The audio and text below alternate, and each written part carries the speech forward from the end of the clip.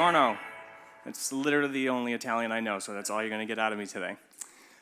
So my name is Jeremy. Oh, that's the wrong picture. Sorry. My name's Jeremy Daly. I'm the CTO at a company actually out of New York called AlertMe. We work with publishers. I won't bore you with it, though. A lot of serverless there, though. I do a lot of consulting with companies who are building in the cloud. I also have been doing this for a very, very long time, so I've got all the battle scars to prove that I was a part of technology startups.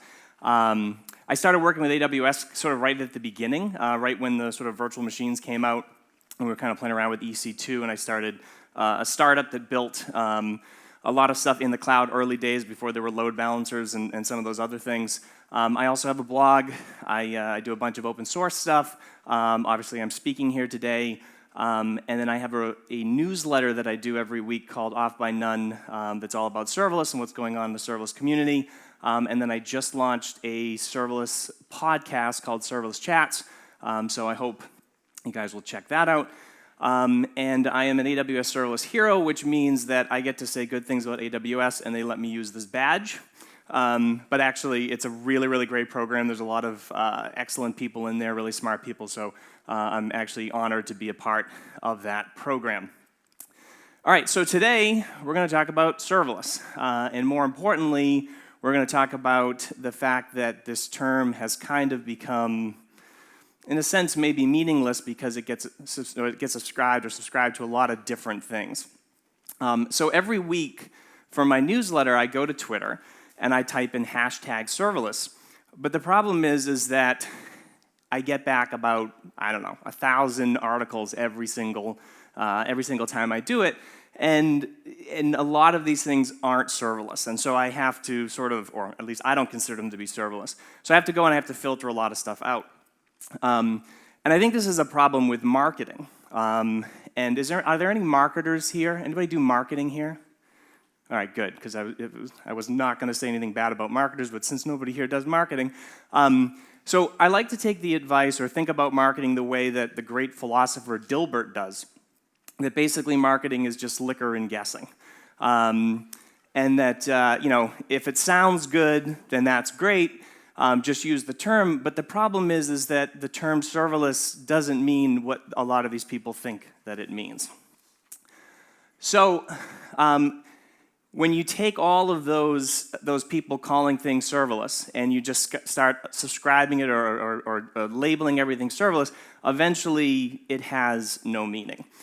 So what I want to do today is go through a number of definitions of serverless that I've seen around the interwebs and kind of come up with what I think serverless is, or tell you what I think serverless is. And again, whether you want to listen to me or not is up to you, but again, this is open for debate, so I'm always willing to discuss this with people.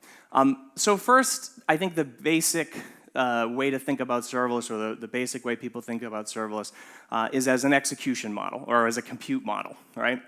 And so in order to find that definition, I do what my kids do when they have a report for school due, and they go to Wikipedia.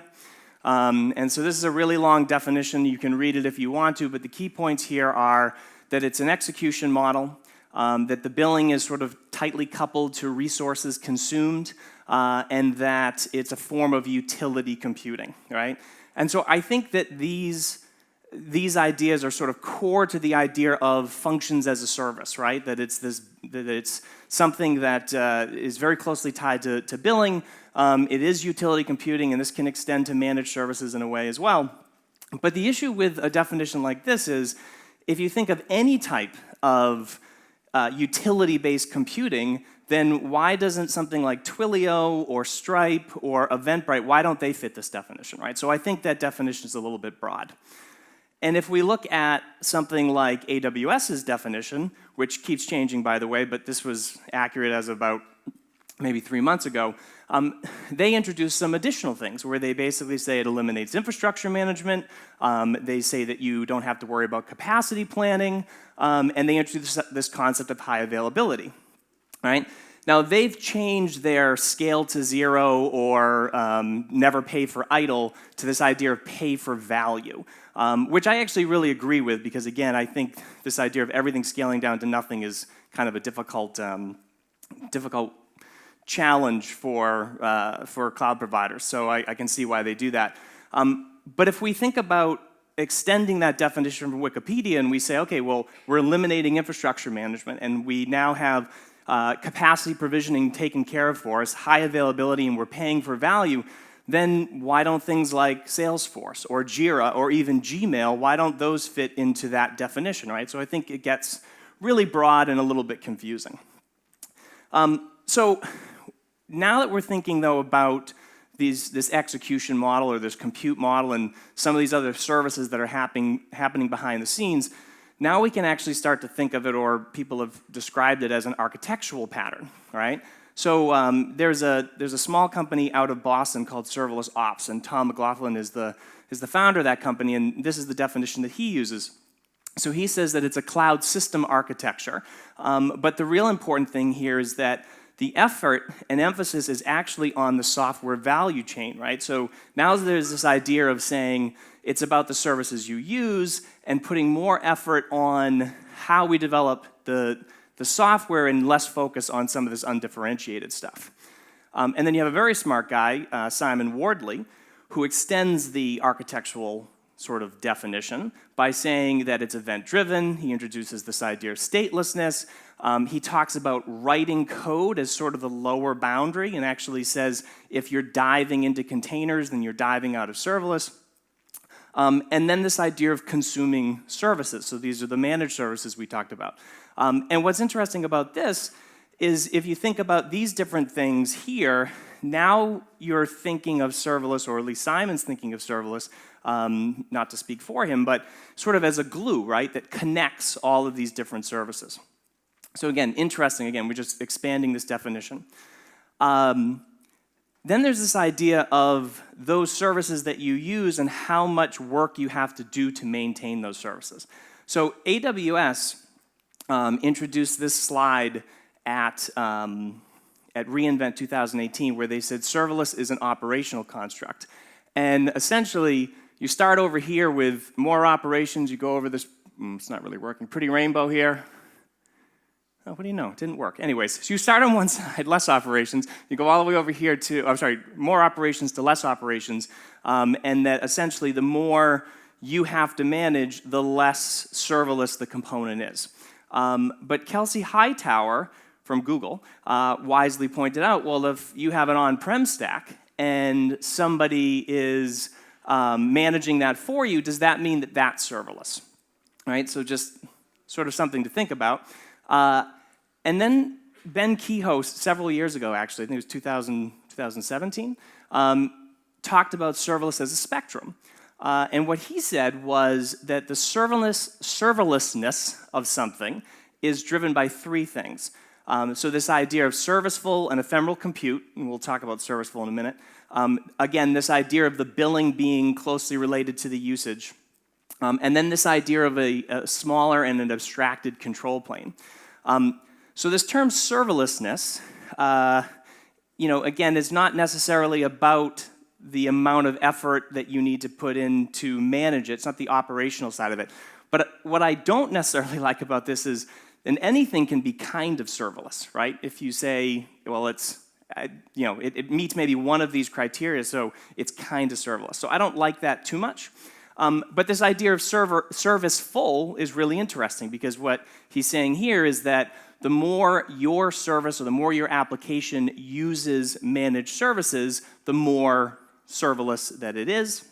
And then the abstracted control plane is this idea that you have very little that you need to do to manage the underlying service, right? So that's sort of the operational piece of that here.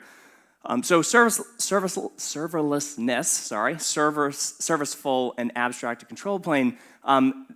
This is an interesting way to define serverless, but Ben actually extended this and he talked about serverless as a ladder. And essentially that as you're developing your serverless applications or you're adopting serverless within your organization, that what you're doing is, maybe you adopt a managed service to do your queuing. And so now you're a little bit serverless, and that's one rung, and you can keep going up those rungs on the ladder. So again, interesting way to talk about it, but again, this kind of makes everything serverless because everything can have some level of serverlessness to it. Then there's this idea of actually taking some of these products and putting them on that spectrum and defining the serverlessness of that. That is a really hard word to say. I might be talking too fast, too. That's another problem that I have. Anyways, Eric Peterson over at Cloud Zero took all of these different AWS services and classified them on this spectrum. And it starts all the way over here with EC2 as being 0% serverless, and then all the way over here to things like SNS and SQS being 100% serverless. And this spectrum wasn't meant to define how serverless a particular service was or an application, but basically how serverless your company was, right? So again, it gets a little bit more confusing there. But now that we're talking about, thinking about how much operational complexity there is, and we're thinking about, maybe how serverless a particular component is, you start to get this idea that serverless might be more of a mindset. And Paul Johnston talked about it this way, where he said, serverless is about understanding when not to build technology, because obviously anything you build creates technical debt, and the idea of serverless really is removing complexity. And so I actually really like this concept here, right? Because what this is doing is it's getting more into this idea where serverless is less about everything that's happening behind the scenes and more about the way that we think about building applications. Now, he also wrote a follow-up to this that was defining serverless as Cloud 2.0, and then just the other day when my presentation was all done, he wrote another post where he said serverless is a doctrine. So he's got to make up his mind because I can't keep updating my presentation. But anyways, I like that idea too. This, it's a series of or a set of principles that we use in order to build serverless applications. Then Ben Kehoe, he actually updated his sort of thinking on this, where he said serverless is a state of mind, and he said that the point of serverless is focus, right? So it's not about functions or the services or any of that stuff that's happening behind the scenes, but the point is focus, and that is the why of serverless. So the problem is that if you've been following along, and I know it's hard with all these definitions, we've taken all of these different concepts and we've kind of, jammed them together, and that gives us this sort of amalgamated definition of serverless.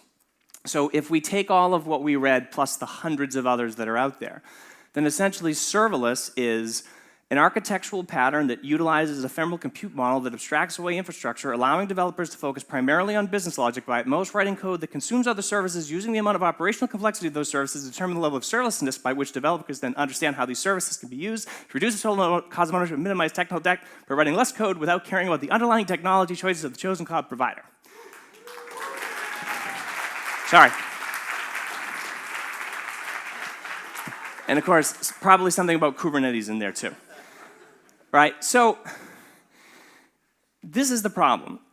If we just say serverless is all of those things, and of course that's a silly definition, but if we say serverless is all of these things, then it just becomes another buzzword, right? And the problem with this is this makes me very, very sad. Because I want to go back to 1997. I was sitting in my dorm room at UMass Amherst in Massachusetts, and I was building websites, but I was doing it just using HTML and some simple stuff like that. And then I came across these 10 lines of code. Does anybody know what these 10 lines of code do? Anybody? Anybody older? Anybody in this room older than 35? Come on, somebody. All right, good, because of you. All right, so this is Perl. And this is a snippet of Perl code that would read in the standard in the buffer and parse them out into form values. Now we just have form or server under some way that our inputs automatically get processed. But this was fascinating to me because I wasn't really a programmer, and I realized, okay, now I can take input from the world and I can take that input and I can do something interesting with it. And it was simple. It wasn't a difficult process. What we would do is we'd write some code like this, and then we would use this magical program called WSFTP, and we would just take it, we would just hit that arrow and say, put this code there, and that's it. And then we would get these amazing web experiences, right? Where, I mean, think about it. You could search, look at 30 million web pages you could search, right? It's crazy when you think about it. And the Usenet groups, which I don't think exist anymore. But, you know, we didn't even have animation other than the little spinning email GIF and the blink text. Does anybody remember blink text? That was good stuff. So this was simple. It was easy, right? But then we kind of had this evolution to cloud computing. And essentially what we were doing when we would have these CGI-bins is we would just upload it to a server somewhere, a single server. There was no cloud didn't exist back then. But what we did is we started building massive data centers, in edge locations, and had these massive pools of resources available to us. And so when we started using these, and this was 2009-ish, 2008-ish, I guess, the cloud providers looked at this and they said, well, hold on, there's some specialized use cases, right? It's not just about putting a VM somewhere. And they started creating this specialization of use cases. So that was load balancers and this auto-scaling technology and the automation, Chef, and that kind of stuff. That all sort of grew. And then they looked at what we were doing with those and they said, well, don't manage your own database or your own queue system or things like that. We'll just build it for you. And so they created all of these managed services. But even as we've come such a long way, the bigger problem, or it's not really a problem, but just the way that it worked is we still needed somewhere to actually run our business logic. So even with all these managed services and things, we still had to set up servers. And we had this issue, and again, if you were early cloud, you were basically horizontally scaling or vertically scaling VMs. Even Foursquare in the beginning had two giant servers that were load balanced, I think, for their MongoDB or something, which just ran into problems. But we were managing a bunch of horizontally scaled servers in order to run our applications. So what a couple of smart people said was, why run virtual container or virtual machines on hardware when you could run virtual machines within virtual machines, and we called those containers. And actually, they were brilliant, right? So containers are fascinating technology. The fact that you can package a server and run multiple ones on the same virtual machine is really, really interesting. You can do a lot of interesting stuff with it. But now we ran into a different problem, because now instead of managing 50 servers, we were managing 1,000 instances, right, across probably 50 servers. So it just got more and more complicated. So then we came up with container orchestration systems, and that's Kubernetes and Docker Swarm and things like that. And those are great. I think those are fascinating. And again, I don't think that detracts from the conversation of serverless. It's just the problem is that if I go back to my dorm room in 1997, we've just come a really long way. We've added a lot of complexity, right? And so now it's not as simple as just uploading code to a CGI-bin. And again, I wouldn't say if you're building your application this way, there's nothing wrong with it. This is the way most of the world builds applications. But this is, I think, another thing where serverless kind of becomes interesting. And that's if we think of serverless as a modern-day CGI-bin. I've seen tweets in the past similar to this, but this one just came up the other day, and I thought this was kind of funny because I also am an old-school Perl guy, which is kind of hard to admit, but this is what we've done. At some point, we started trading this simplicity for scalability, and we likely needed to. But in order to get our applications to scale, we started decomposing them either into smaller pieces, or we ran horizontal copies to serve these really, really large audiences. But the problem is that compute for running a web page or batch jobs, that scales pretty easily when you just start adding more containers or you just start adding more horizontal copies of the application. What doesn't scale are things like relational databases. So I remember this from 2009 when we were running our own MySQL farm. We were running it on virtual machines, and in order to make it scale, we had to do sharding, we had to do denormalization, right? So we were basically not using the benefits of a relational database because we had to sort of use duct tape and popsicle sticks in order to make it work. So the problem is that now you have all of this complex infrastructure. So we created these teams that we called operations or ops people to manage this infrastructure. And then after that, we said, okay, well now you have these operations people that know how the infrastructure runs, and you have all of these developers that know how the code runs, but now we're not really sure how to maintain the application on the ops side, and we're not sure what our limitations are on the dev side. So we said, okay, let's create this thing called DevOps, and we'll bridge the disconnect. And so this creates what I call, I don't know if anyone's ever used this before, but I call it the common pattern of complexity. And essentially what this is when you take something that is simple and easy and straightforward and really elegant, and then you just add layers and layers and layers of complexity until it gets to this point where the barrier to entry is ridiculously high.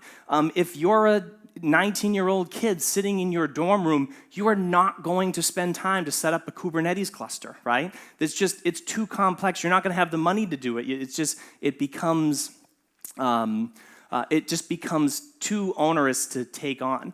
And this is why I think that serverless is such an important thing, because it basically takes the last decade of all this complexity and reduces it down to a developer simply uploading their code to a metaphorical CGI bin. Right? And the simplicity of serverless, to me, is fascinating, right? So no servers to manage, no containers to orchestrate, no clusters to set up. You don't have to think about how much capacity I need, right? That's just kind of handled for you. You don't have to write chef scripts or auto-scaling groups or any of these kind of things to make sure that the infrastructure is going to scale for you. And I think the most important point here is that serverless allows for just a developer to write some code, a little bit of config, and basically their imagination can go anywhere they want, right? So it can be some high school kid in Milan who can write an application that may only be used by a few people at first and cost 2 cents to run, but could scale up, internationally across the world, and they could build something amazing. And that's something you just can't do with all of that other complexity that's in the cloud right now. So there's always been roadblocks to new technology, and I think one of the things about serverless that's been kind of tough is the mental mindset and figuring out how to actually deploy it. And again, there's a learning curve there, but it's becoming easier. So we have obviously a number of great frameworks like Serverless, Claudia, SAM, Zappa, and Up, which are really interesting and easy to use, but there's a learning curve to those. Then we have, and I'll aside to that, you have to know what you're building when you use a lot of these frameworks, right? You have to understand the underlying components. And you have to kind of decide on those best practices yourself. But then there are some opinionated frameworks like Architect or AWS Amplify that make a lot of those decisions for you. You still have full control, but it's really interesting how they make those decisions. And then, look, if you still love Ruby on Rails or you're a PHP fan, there's Jets and there's Breath.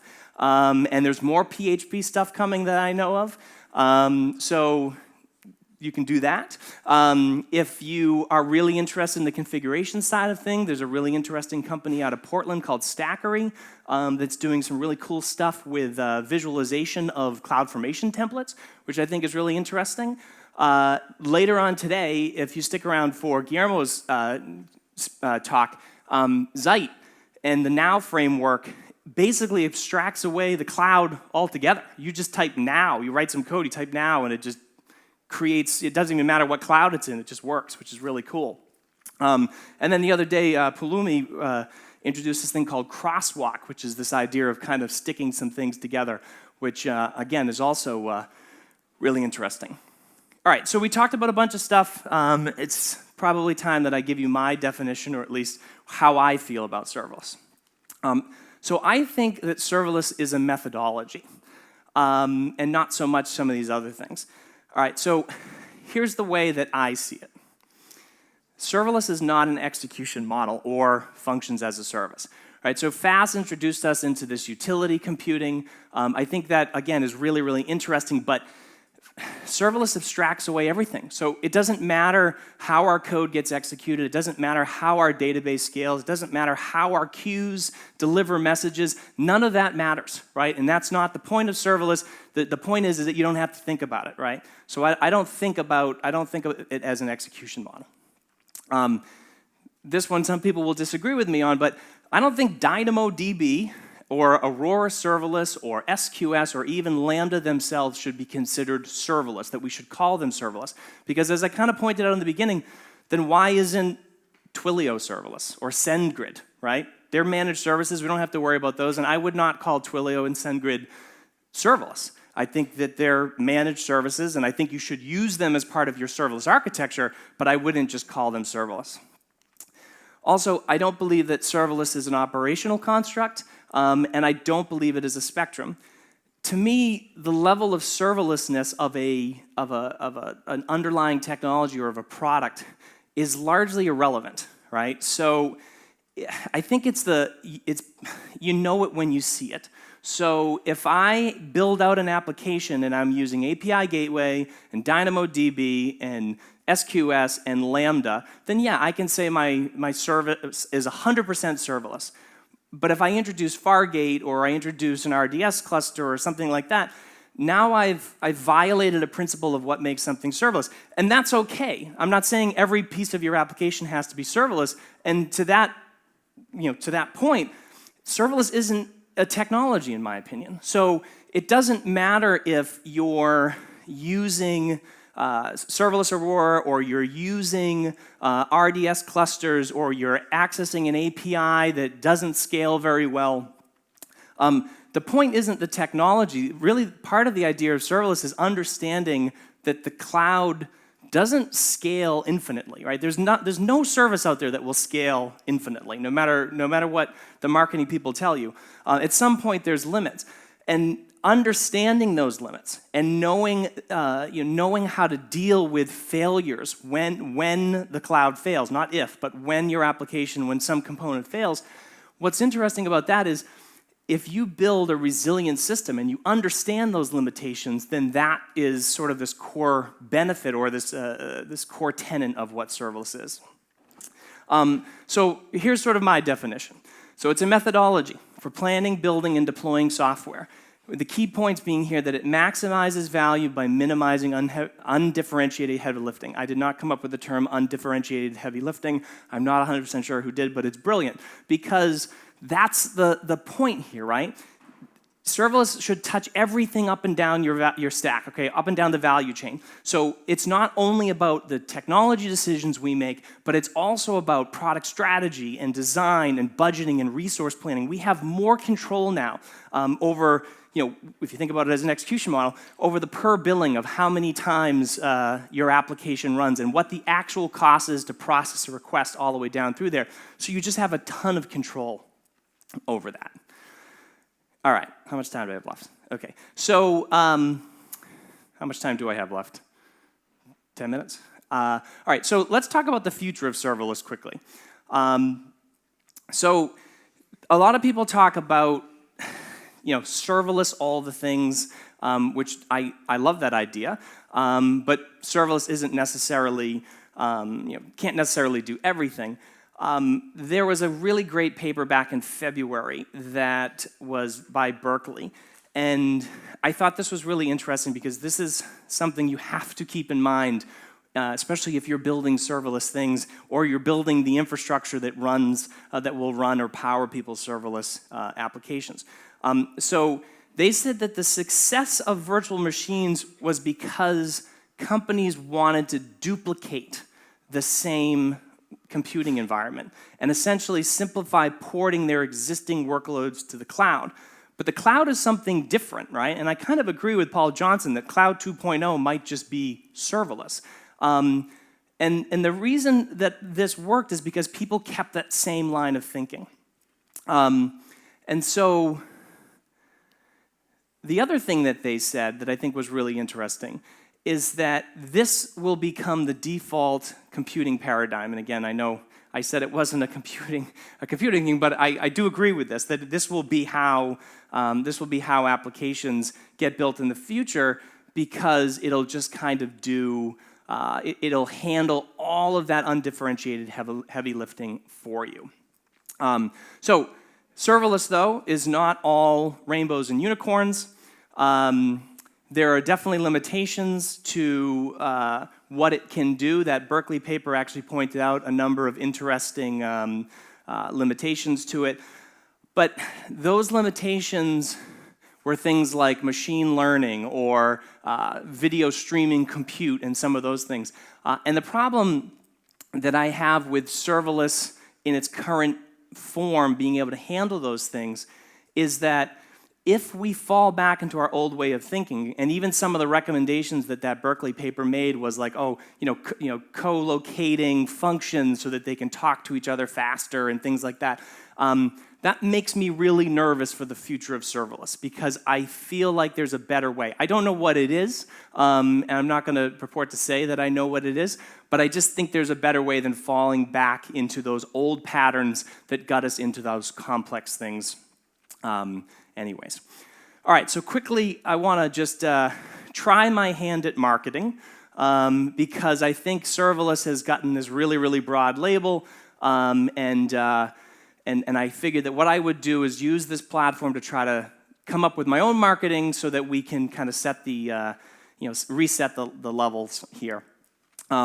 So if you remember that quote from Dilbert from the beginning, marketing is just liquor and guessing. I said, hey, I like liquor, and I'm pretty good at guessing. So what I did is I said, all right, how do we get people to change their mindset, to adopt serverless as a methodology as opposed to thinking about it as a compute model or some of these other things? So I thought really, really hard. I grabbed a nice bottle of bourbon, and I came up with this thing. I don't know how I came up with it, but I think it's genius. I searched the web. I don't know how. Nobody's ever used this before. But so I think this is going to be a big hit. But anyways, so this is how I think we need to market serverless.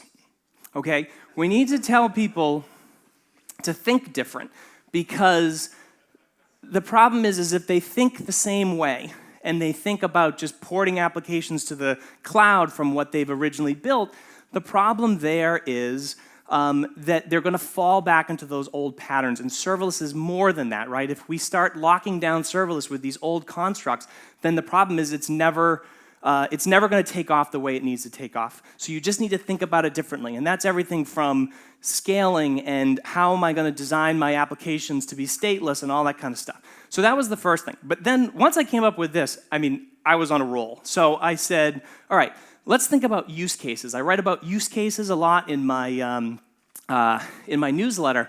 And I said, okay, so how do we talk about the softer side of serverless, or the smaller sides, the use cases where they don't have to scale to these massive millions of users, but we just want to use them to automate something. So this time I reached way back, and again, I don't know how nobody came up with these terms, but think small, right? So if you're building serverless, think small, because you can use serverless to move a couple of files. You can use it to automate some process in your business, some marketing process if you have, if you want to be nice to the marketing people in your business. But you can use it to just, port a contact over to Salesforce. You can subscribe to the event bus in the CloudWatch events in AWS, and you can get a record of everything that happens in your AWS environment. You can get that, and you can do something with it. You can automate security. You can automate, cleaning up old functions. There's all kinds of great stuff that you can do. But there's the other side of serverless too, where I want to build something that can handle millions of requests, right? So I came up with this idea of thinking big. And so that's the other way you can think about serverless. And there's a ton of use cases for this. So whether it's stream processing, whether it's using a combination of services like transcribe or the machine learning components that cloud providers have, these are fascinating things that you can do, and they will scale not infinitely, but close, right? And they'll be able to handle your application. So there are a ton of use cases that will work that way.